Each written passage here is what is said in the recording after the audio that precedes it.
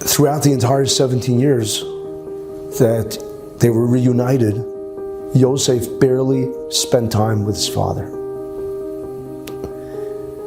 He wouldn't visit him frequently at all. And therefore, it was a chiddush. It was like a novelty that Yosef was coming.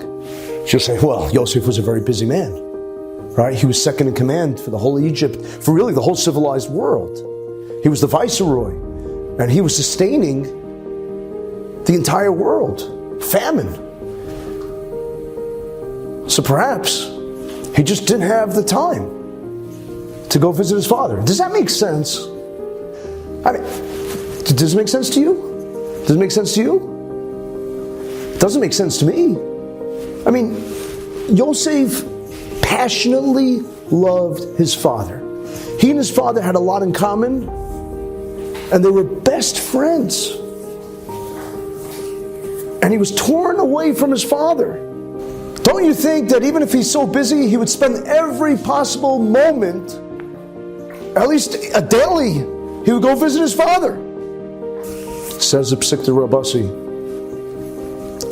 that the reason why he didn't go to his father is not because he was too busy taking care of the country or the world. He had secretaries, he had ministers, he had plenty of underlings that he could delegate tasks to. That wasn't the reason. The reason why is because if he goes to his father, when they start a conversation, a dialogue, spends time with his father, what's going to come up? Yosef, where were you for 22 years? What happened? What's the truth? I mean, I'm sure they spoke a lot of Torah together. There were chavrusas in the past. But there's always that moment, where you could just okay, you're learning, but then you want to take it easy a little, as they say colloquially, a little chill. So then you start talking about the weather, right? Say, but how long are you going to talk about the weather in Egypt? Egypt's Mediterranean climate's probably... Okay, Yosef and his father, Yaakov, they're not going to talk about sports. They're not talking about sports, right? I don't know if they even had sports back then, right? They're not talking about politics. So what's going to come up? Yosef, where were you? I missed you. My life was empty. I had sleepless nights worrying about you, thinking about you, crying for you. My beloved son, Haben Yakirli. Where were you? And Yosef anticipated this. And Yosef said, I can't lie to my father. What am I going to make up a story? I have to tell the truth. But how can I tell the truth and impugn my brothers and tell my father what really happened and break the peace? My father will hate my brothers, his sons. He'll be so upset. Now there's peace. And therefore Yosef made a conscious decision, premeditated, very calculated. Yosef said, I love my father. I want my father's daily embrace. I want to hug him, I want to kiss him, I want to make up for all the lost time. But I'm not going. Because if I go,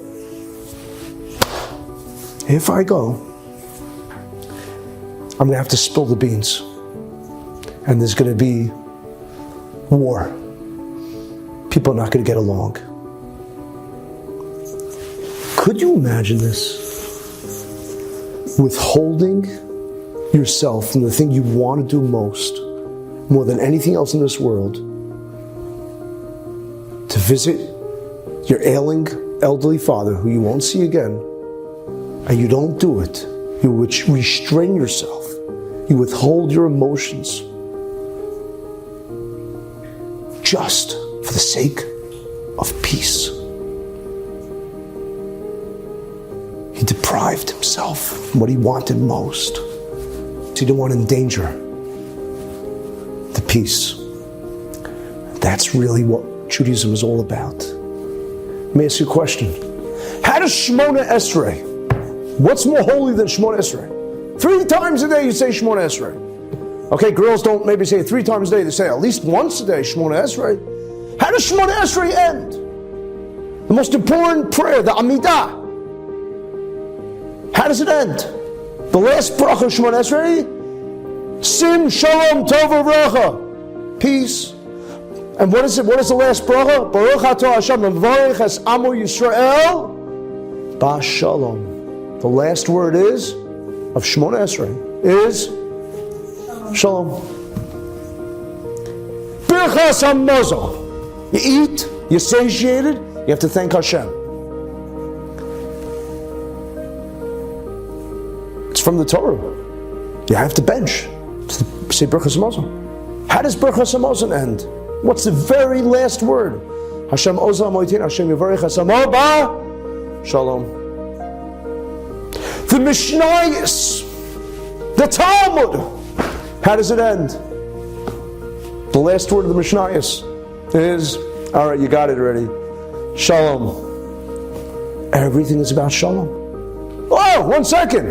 The Birchos Kohanim, right? The special benediction that the Kohanim give. How does it end?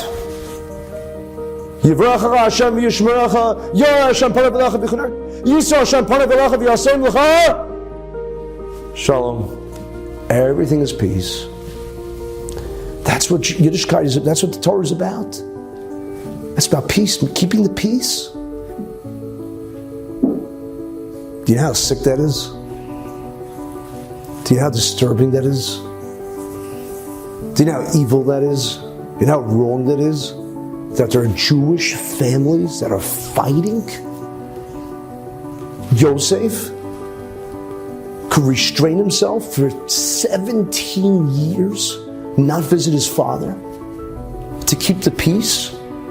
And we can't keep the peace in a family, whether it's over money, whether it's over honor. It's ridiculous. It's the worst thing. What happened to us? Anybody that knows a family member, and you don't get you gotta make peace. The worst thing for Hashem is when He looks at His children, He sees that they're not getting along. They're at war with one another. There's hostility. I've conducted funerals where people won't go to their own father's funeral because the sibling is there. Could you imagine this? That's the bracha of shalom, of peace. When you make peace, when you make sure that peace reigns in your family, in your shul, on your block, in your community, you get the biggest. Hasam b'gevulech shalom, the pasuk says. He that puts peace in his boundaries, in his community, chelev chitim yaspiach, he will reap the greatest benefits, the greatest dividends. And that's why Yosef, for 17 years, didn't visit his father. Because he knew he's got to keep the peace. Otherwise, Klal Yisrael is finished. And we allow machlokas to go on in our camp, in our communities, in our yeshivas. It's suicide.